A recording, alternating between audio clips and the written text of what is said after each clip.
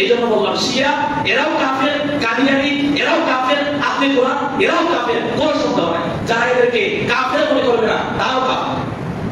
নামটা না বললেই না, আমি পরিচয় এই জন্য করিয়ে দিচ্ছি যেন মানুষ তার এই ষড়যন্ত্র থেকে, বিভ্রান্ত হলো ভ্রান্ত আকীদা থেকে বেঁচে থাকতে পারে। নাম হচ্ছে মুরাদ বিন আমজাদ।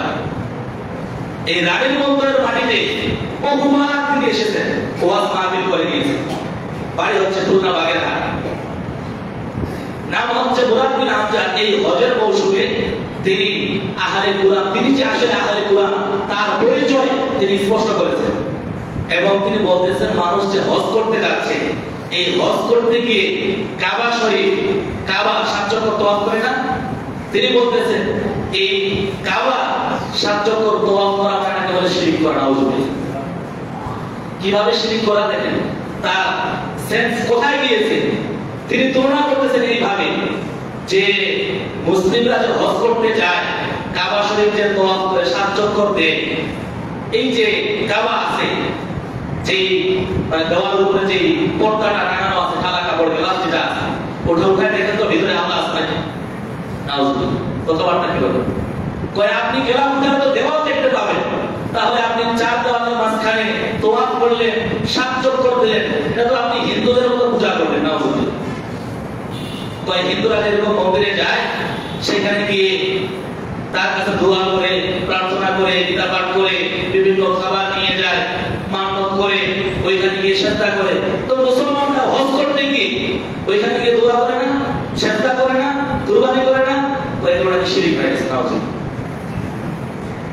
এখন উনি বলতেছে হজ যে করতে হবে, কাবা শরীফ যে 7 চক্কর দিতে হবে, দোয়া করতে হবে, এর কোনো দলিল আছে? ঠিক আছে, কোরআনে কোনো দলিল নাই, কিন্তু এর দলিল হাদিসে আছে। ওই যে বললাম আহলে কোরআন, ওরা শুধু কি মানে? কোরআন মানে, ওরা হাদিস মানে না। আর যেই ব্যক্তি কোরআন মানবে, হাদিসকে অস্বীকার করবে, তার মুসলিম থাকার কোনো সুযোগ নাই, সে সরাসরি ডাইরেক্ট কাফের। রাসূলের একটা হাদিসকে কেউ যদি অস্বীকার করে তাহলে সে সঙ্গে সঙ্গে কাফের হয়ে যায়। ঈমান ভঙ্গের অন্যতম বৈশিষ্ট্য, অন্যতম কারণ। আর তিনি বলছেন এইভাবে মুসলিমরা নাকি হজে গিয়ে শিরক করছে। আবার তিনি বলছেন যে ওইখানে কাবা 4টা যে কোণ আছে, দেখবেন এক কোণে হাজারে আসওয়াদ আছে একটা পাথর, ওইটাকে সবাই চুম্বন করে। হাজিরা হজ করতে যায়, সবাই কি করে? চুম্বন করে। এখন উনি বলছেন এই পাথরটা নাকি মুসলিমরা বলে, সুন্নিরা বলে, যারা হজ করে তারা বলে এই পাথরটা নাকি বলে জান্নাত থেকে এসেছে। কে বলেছে জান্নাত থেকে এসেছে? কি তার প্রমাণ? কোরআন তো আল্লাহ কথা বলেন নাই যে এই পাথরটা হচ্ছে জান্নাত থেকে এসেছে। ঠিক আছে, কোরআনে নাই, কিন্তু কোথায় আছে? হাদিসে আছে। সহিহুল বুখারীর হাদিস, স্পষ্ট পরিষ্কার হাদিস। আল্লাহ নবী সাল্লাল্লাহু আলাইহি ওয়াসাল্লাম বলেন এই হাজারে আসওয়াদ এটা হচ্ছে জান্নাতি পাথর, এটা আল্লাহ রাব্বুল আলামিন জান্নাত থেকে পাঠিয়েছেন।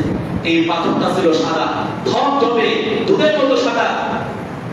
মানুষ এটাকে চুম্বন করে করে সেই পাথর মানুষের গুনার ভার দিতে দিতে সেই সাদা পাথরটা এখন কালো হয়ে গেছে। এই জন্য এই পাথরটাকে বলা হয় হাজারে আসওয়াদ। হাজার মানে হচ্ছে পাথর, আসওয়াদ মানে হচ্ছে কালো। এই জন্য এই পাথরটাকে বলা হাজার আসওয়াদ। এখন বলতেছে এটা যে জান্নাতি পাথর, এই কি প্রমাণ আছে? প্রমাণ কোরআনে না, কিন্তু হাদিসে আছে। এখন তাহলে সহিহুল বুখারীর হাদিস সে সরাসরি কি করলো? অস্বীকার করলো। আর সহিহুল বুখারীর হাদিস মানে কি? পৃথিবীতে যতগুলো হাদিসের কিতাব আছে এর মধ্যে সবচেয়ে বিশুদ্ধতম কিতাব কোনটা? সহিহুল বুখারী। পবিত্র কোরআনের উপর তার ইসলাম।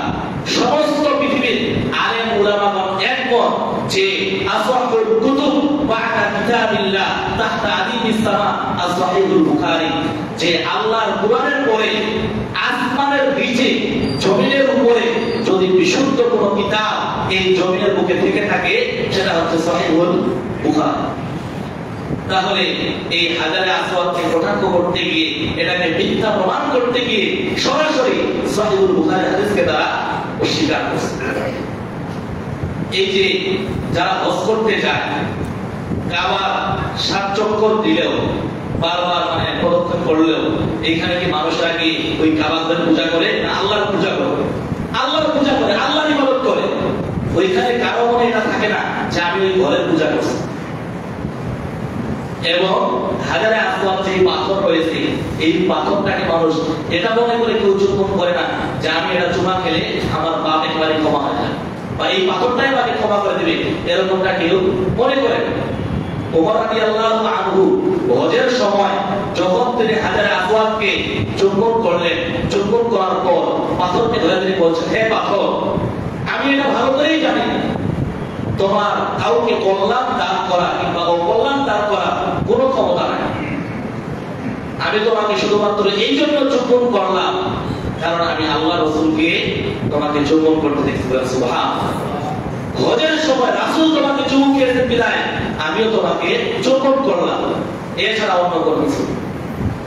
এই যে সম্মানিত উপস্থিতি, বলছিলাম আজকে আহলে কুরআনরা মানুষকে সাধারণভাবে কি বোঝাচ্ছে, মানুষের গিয়ে স্বাভাবিকভাবে বলছে, আচ্ছা বলেন তো হাদিস এটার মর্যাদা উপরে না কোরআনের মর্যাদা উপরে? সাধারণ মানুষ কি বলবে? কোরআনের মর্যাদা উপরে। তাহলে আপনি আহলে হাদিস হবেন নাকি আহলে কুরআন? তাহলে আহলে কুরআন হতে হবে। নাউজুবিল্লাহ।